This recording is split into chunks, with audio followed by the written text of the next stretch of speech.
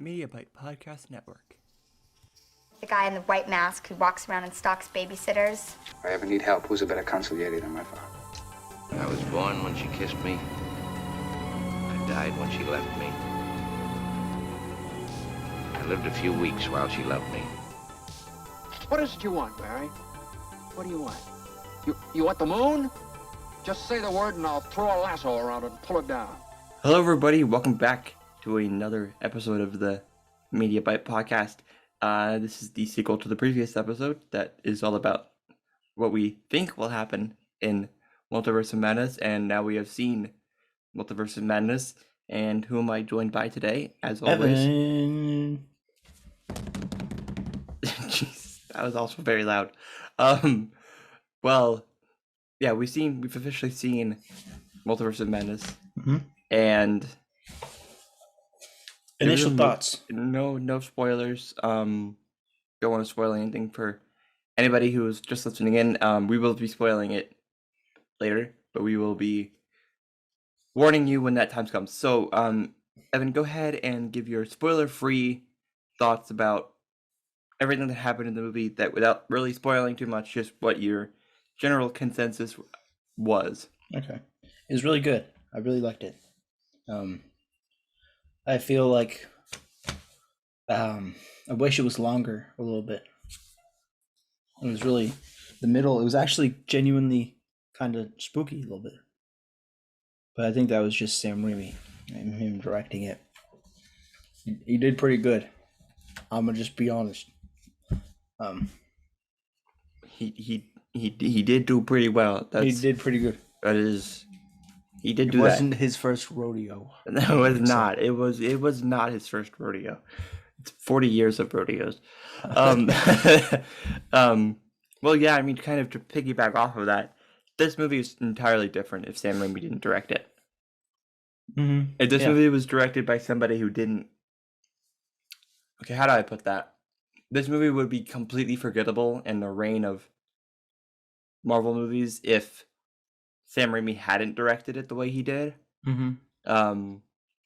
Regardless of that, the score is really good in a certain scene that we'll spoil a little bit later.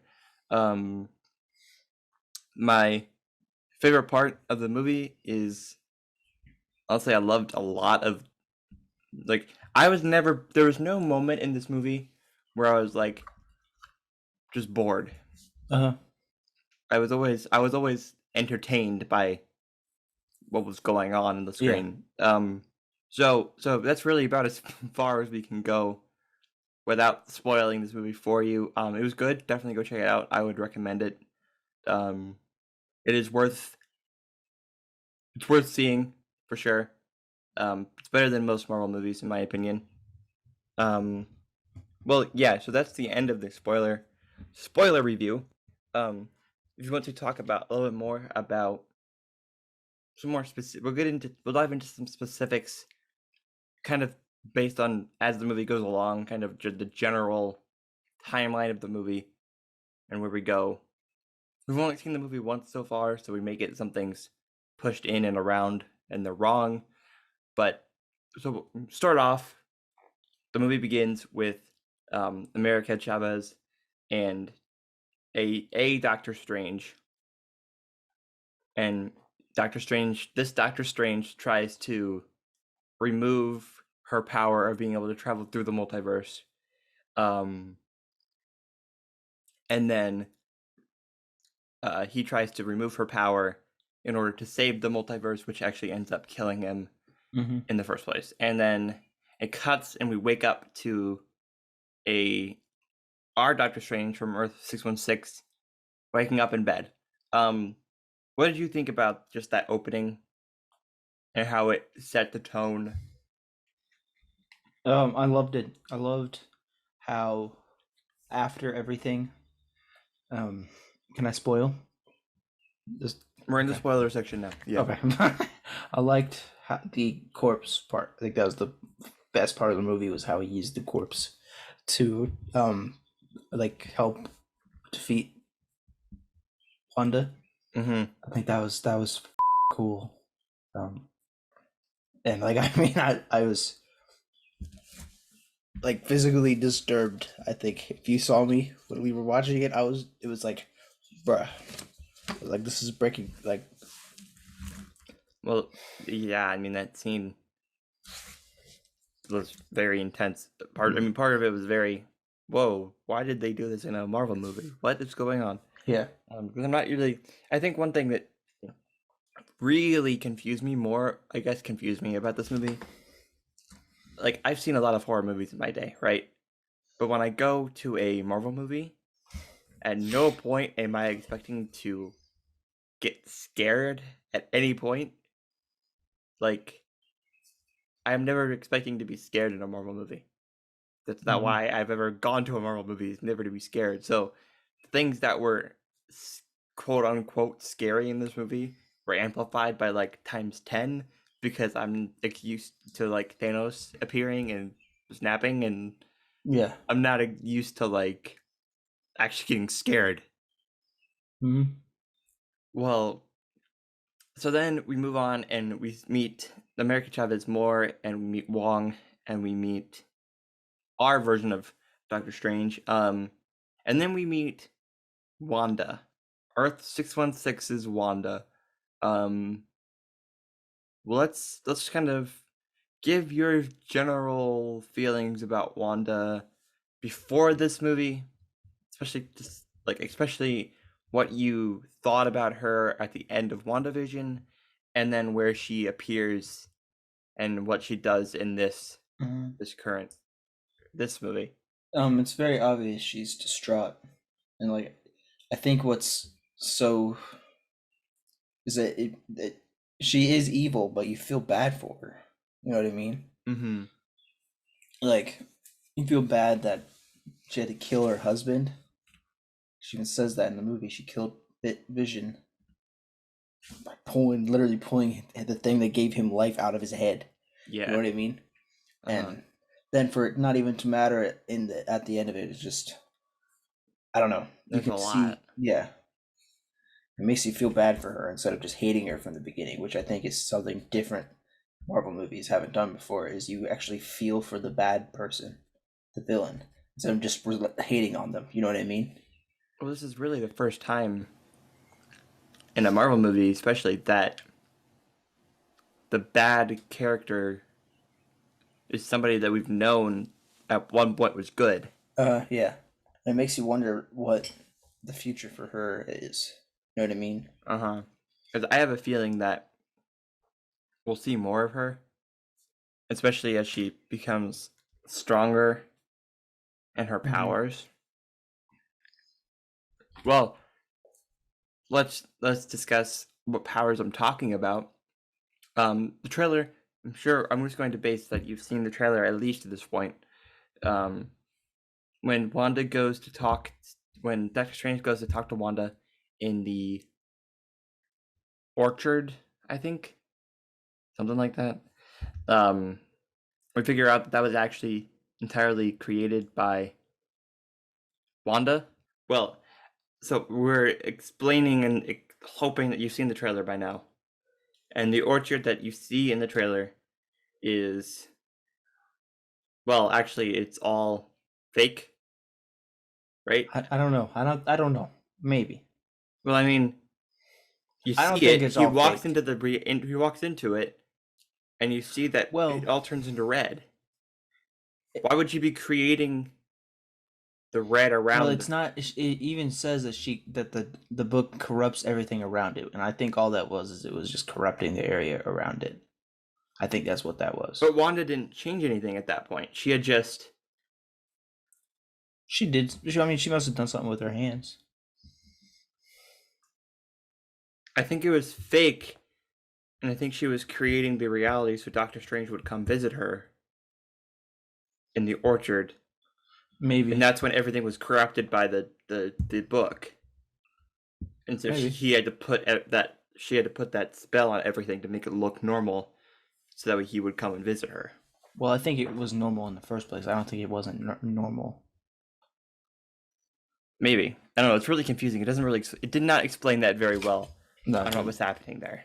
Well, so then we figure out that Wanda has officially become the Scarlet Witch. Like, she's officially the Scarlet Witch. She's no longer Wanda that we know her. Since she's pretty much the bad person in this movie, she is the bad person in the movie, which I expected her to be bad at some point. Like, I knew that she would be bad. I did not know she would be bad all in this movie. I expected her to team up with the bad guy and be bad at some point in some way. But I just was not really ready for the way that she was bad in this. This movie did not... Something that I really, really liked about this movie and its relation to WandaVision is that this movie did not give Wanda a pass compared to the ending of WandaVision. Where WandaVision kind of gave her a pass to kind of be bad. This movie did not. If that makes sense. And I think that's what's really, really very different about this movie compared to that one. Compared to that show. So let's talk about kind of a little bit more about what... Okay, let's move from that to sort of a little bit more about the writing and the direction, and then we move to the Illuminati after that. So we can move into the writing after we talk about the direction more. Well, it's Sam Raimi. I talked about Sam Raimi for like 10 minutes the other day. Well, so basically, he directed the crap out of this movie. Like, he directed this movie more than most directors would have directed this movie, I think. Like, if it wasn't Sam Raimi, I think that this movie would not have worked as well because it wouldn't have been as scary. And yeah, something that like really truly changed this movie was a lot of the times where Wanda was doing something freaky, the way that the camera would view on her. Like example, I want you to give your opinions on when she crawled out of the gong. Oh yeah. And what that did to you compared to most movies. I was creepy. I was like a genuine horror movie moment, and it hurt. There were so many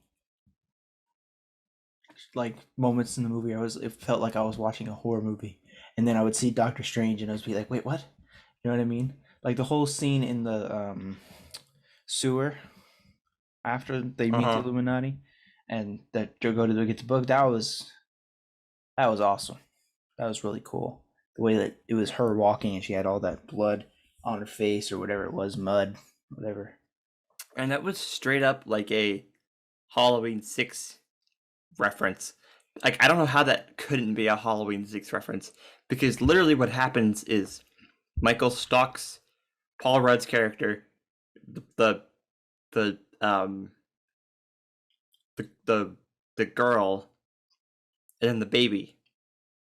And as Michael chases them down like this really long pipe thing. Like, not pipe, it's like a underground base thing. It looked a lot like Halloween 6. Basically this movie is just crazy. Like, there's so much in this movie to talk about. Let's move, because we could be talking about Sam Raimi for 20 minutes here, and I don't want to do that. Let's move to kind of the cameos. What happens? What are the cameos that are confirmed? Like, what happened? What are they? First off, Richard Reed, Fantastic Four man. Not him. John Krasinski. Whoever the woman was. Captain Carter? Marvel, Captain Marvel, but I don't know what her name was. Okay. And then Captain Carter, and then your boy, Psychic Boy. It's Sean Spencer. Not Sean Spencer. He's Bruh, confirmed. That's my Multiverse of Madness right there. with Wanda. Honestly, I wish it feels like we missed something with her character. Like it feels like they're just like, oh, she's the witch now. Uh-huh. It works. Here we are. We're the witch. She's the witch. Oogly boogly. She's bad. Like it. No, I I don't don't feel think like so. No. Permission to disagree. Let me give my feeling, and then you can rebuttal if you so choose. The reason that I feel like that is maybe this is a fault of WandaVision. Maybe this is a fault of this movie. One of the two. I got no feeling from the end of WandaVision that in this movie she would be bad. The whole point of the ending of WandaVision was for her to have come to the conclusion with Vision that what she was doing was wrong, and she has to let go of Vision. And then in this movie... But the fact that she took a whole town's hostage is bad. That is bad. Obviously, that's bad. But what I'm saying is I don't understand her character. What happened to her character between WandaVision and this movie? Well, nothing. She was studying the Darkhold, and you see that in the end of WandaVision. So why are you saying that? Huh? Regardless of the cabin, how do you know that that's what's happening in the cabin? Because you see her. Okay. But still, that still brings up the question. Like, so if she's studying the Darkhold or whatever, why did we have that emotional moment with her where she's forgetting Vision and forgetting her life that she created for herself, only for in the next movie for her entire story to be developed on her trying to figure out where her kids are and get to her kids and blah blah blah blah blah blah blah. Like, so if she created a world where Vision was alive, right? And then she created a world where her kids were alive. Why didn't she just go to a world where Vision and her kids were alive? Why was it so focused on her children? I don't understand any of that. Like, there's a world out there where Vision and her kids are both alive. So I don't understand why she was so focused on her kids. No, I'm not talking about America. I'm talking about her own kids. The whole point to get to them, she her... would have had to get her. Is what I meant. Sorry. Well, yeah. But what I'm saying is, why was she so focused on her own kids throughout the entire movie? If the plot was, I don't know. I felt personally like they did some weird character jumping with her. Like a little bit. Like I don't know. I did not feel like she should have been as evil as she was yet. The reveal felt, she is now, blah blah blah. I don't want to just be just talk on you. Talk. Because she studied that thing, and that thing made her evil. I mean, it's just that's just how it is she's evil after she read that thing. Yeah, I understand that. I think my issue is, I wish we saw her actually becoming evil. Yeah, I get that. Like, I don't know. And usually I really wouldn't care about things being shown off screen. It's just in a Marvel where everything is leading to something, it's weird to not include that. To have a jump between both of them. And I don't know if that's in part of reshoots or like what that actually, like the actual problem with that is. But I don't understand why they did what they did there. I should. Alright. Let's talk about the ending of all of this movie. What everything is, what happens, who's doing what's going on. And we'll move from there. Okay. The ending. Honestly, I wish that there wasn't a post-credit scene with him again. That ruined it. That immediately ruined the ending of the movie for me, I think. Not even 5 minutes later, you saw he was okay. You know what I mean? I 100% agree. So what the ending of the movie is, we beat the world. He looks like he's fine because at a certain point he had taken control of the Darkhold in order to basically get back to his own reality. And then it's like, oh, we saved the world. And as he's walking down, he hears somebody playing loud music, and he starts screaming. He gets down on his knees and he starts screaming. And then a third eye appears in the middle of his head as he's screaming. It's really sudden and loud, and boom, it's over. Mm-hmm. And then 6 minutes later, we see that he is perfectly fine and has to go with this other woman that I actually don't know anything about her. I don't know who she is. I don't either. I didn't look it up yet. I don't know who that woman is, but she goes with the woman. She goes into the multiverse, and that's about all. That's so dumb. It's probably Disney. They didn't want the movie to end like that. So that's probably. Well, I mean, it's the MCU, so everything has to have an ending like that. Well, yeah, they probably let him put the pre-credit ending being that, and then he's okay at the end of. And then they made him put that ending in there, which I wish they hadn't. I wish it wasn't. Yeah. I don't know. There's a way to put her in there without him. I don't know. No, I agree. Well, we gotta talk about the very, very, very, very, very end credit scene. So you sit through all of the credits, and earlier on you saw Bruce Campbell get his hand possessed by Doctor Strange. Papa Pizza's Pizza Balls. Papa's Pizza Balls.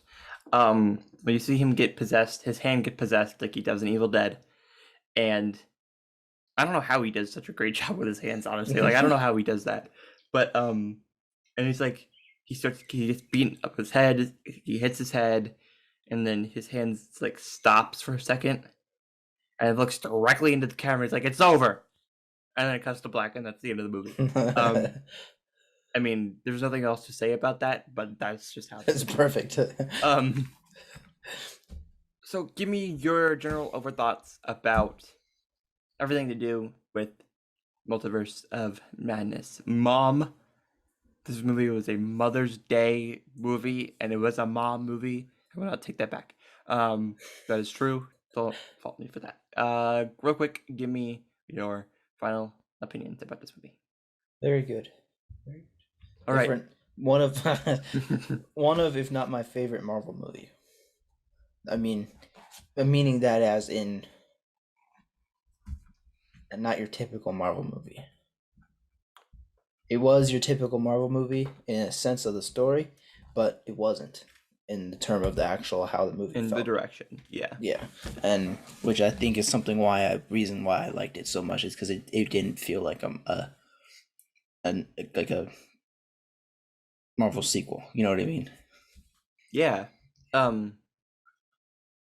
Yeah. And like the shot where I guess it's before Mordo poisons him and her, and it's them sitting gasped by the candles or whatever, and it's like fading in and out or whatever. That was pretty cool. I was genuinely surprised by how like scary this movie was. This is okay. This would be my favorite Phase 4 Marvel movie if No Way Home hadn't come out. Because I saw this is a little bit nerdy fact about me. I saw Spider-Man No Way Home 5 times in theaters. I saw it literally 5 times in like a week. I mean, it was over the course of like a week and a half. I saw that movie 5 times. I mean, it's just this is not a Spider-Man No Way Home podcast, but that just Spider-Man as a character has always meant a lot to me. It's probably my favorite like superhero just in general. But this movie gives that movie a run for its money. Like I think this is a movie that I could watch like I will never watch Iron Man 3 unless I'm watching through every single Marvel movie. Right? Yeah. I'm not going to watch Thor: The Dark World or Thor unless I'm watching through every single Marvel movie. Right? I could watch this movie and I could watch Thor: Ragnarok and No Way Home and any of the Spider-Man movies if I wasn't watching, like, just put one on and watch it. And that's a feat in this kind of this universe. One thing I will say, and I feel like it's all of Phase 4, is I feel like the CGI has been really sucky. Like, it was really bad in Moon Knight, and they're pushing it so quickly. Yeah, and I wasn't expecting it to be bad in like an actual full length. I mean, it's Doctor Strange of all movies. The CGI needs to be good. One thing issue though is CGI workers are not union.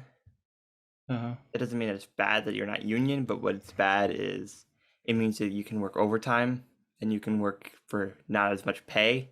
So it's gonna lead to crappier CGI when you're not being paid as much. Well, like right in the beginning of the movie, and it kind of there's parts where it looks really weird. Like when the alien monster eye thing hit Wong. Yeah. And he like ended up rolling around. That was that looked fake. There were a few parts where it looked really fake. Other than that, though, I enjoyed the movie. I think it was a good movie. It was good. It was a Marvel movie, but it was better than most Marvel movies. So we're running out of time a little bit here. What is your Twitter handle? I have to check it every time. Every time, just memorize it. FDoggy321. FDoggy321. Follow FDoggy321 on Twitter. Please go follow MediaByte on Twitter and Instagram. It is on Twitter. It is at MediaByte Co. On Instagram, it is at MediaByte Company. Same logo on both, so you know which one you're following. Go listen to every podcast on the MediaByte Podcast Network. Slash It, Exploring Cinema, JNA, and this podcast. Thank you for listening and watching. My personal Twitter is you can follow me on JojoYT if you choose to follow me there. Or the MediaByte Twitter. I also use that. I also go follow Slash It Horror on Twitter. Exploring Cinema on Twitter is Exploring Cinema with an X. A J&A podcast is J&A_podcast. Go listen to all those podcasts. Go follow our YouTube channel. Go subscribe to our YouTube channel, our Twitch. It's MediaByte Co. MediaByte. Go to the MediaByte Twitter account. You can get everything there. Thank you for listening and watching. If you're watching anything, I don't know if you're watching because I don't know what you're watching, but if you're watching on the YouTube channel, cool for you. Good job. I appreciate you. If you are listening on a podcast network, please leave us a rating and a review. Whatever you choose is good. And like what we always say, eat a cookie. Eat a cookie. Eat a cookie. Eat a cookie. Okay. I don't know if that's gonna stay or not. But Bye. Bye. Thanks for listening. Bye. Bye.